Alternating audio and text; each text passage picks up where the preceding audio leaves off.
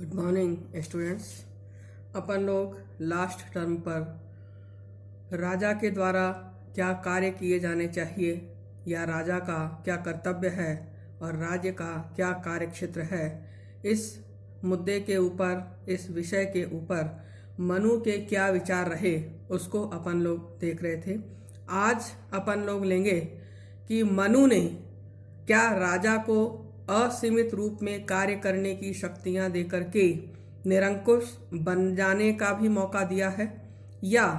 मनु ने राजा के ऊपर कुछ नियंत्रण भी लगाए हैं, कुछ प्रतिबंध भी लगाए हैं, या किसी प्रकार से उसकी शक्तियों को सीमित करने का कार्य भी किया है। तो इसमें अपन लोग ये देख रहे हैं कि चूंकि मनु ने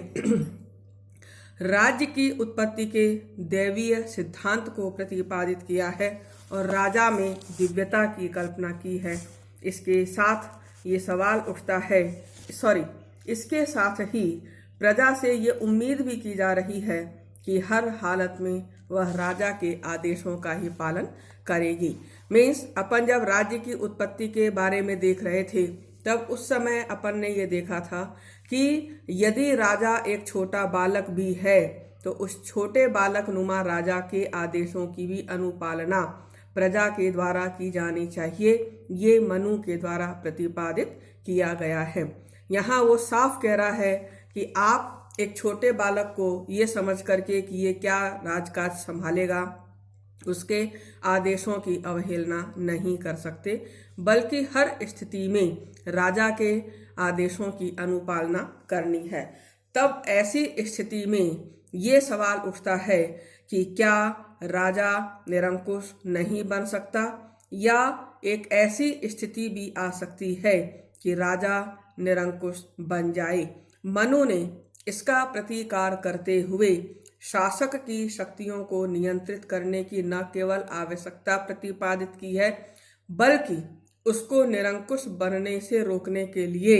विभिन्न प्रकार के तरीके और उपाय भी प्रतिपादित किए हैं, वर्णित किए हैं।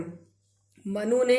राजा की सत्ता पर जिन नियंत्रणों की व्यवस्था की है, हम यदि उसको देखें तो उसमें सबसे पहला है धर्म का नियंत्रण, रिलीजन का नियंत्रण, कि मनु ने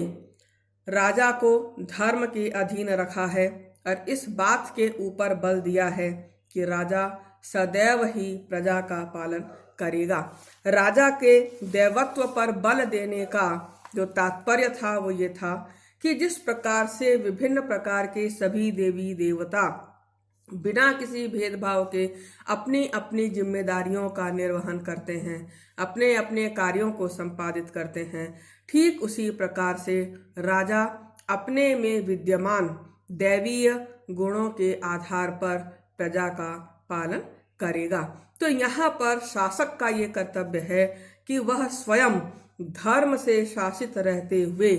प्रजा के व्यवहार में धर्म की अनुपालना को सुनिश्चित करेगा। और इसीलिए वो ये कहता है कि जो राजा राजधर्म की अवहेलना करेगा वह दैवत्व से गिर जाएगा। तो इस प्रकार से मनु ने शासक पर धार्मिक नियंत्रण की व्यवस्था करके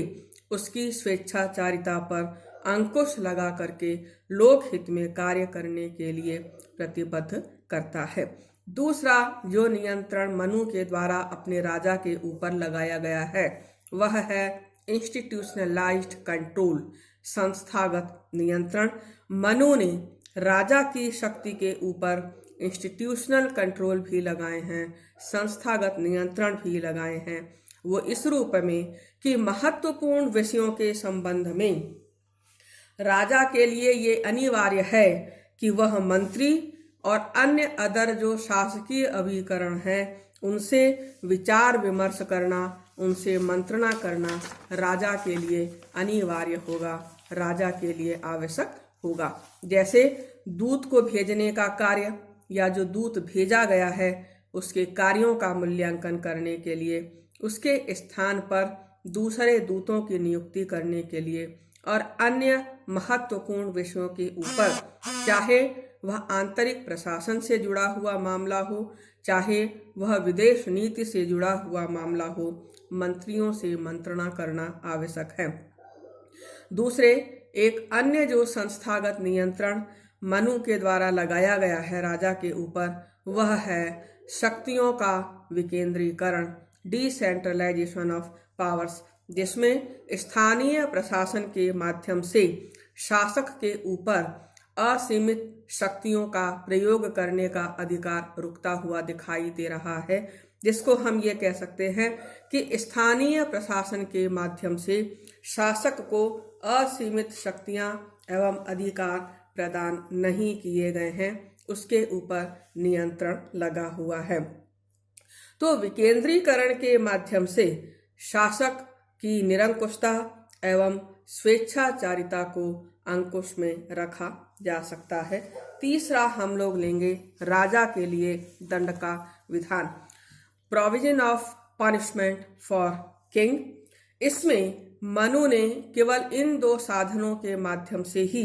शासक को नियंत्रित नहीं किया है, बल्कि वो राजा के लिए भी दंड का विधान रख रहा है। कारण यह है कि राजा विशिष्ट देवताओं का एक सम्मिश्रित स्वरूप होकर के एक मूर्त रूप में, एक शारीरिक अभिव्यक्ति के रूप में इस पृथ्वी पर है। तो ऐसी स्थिति में उसे भी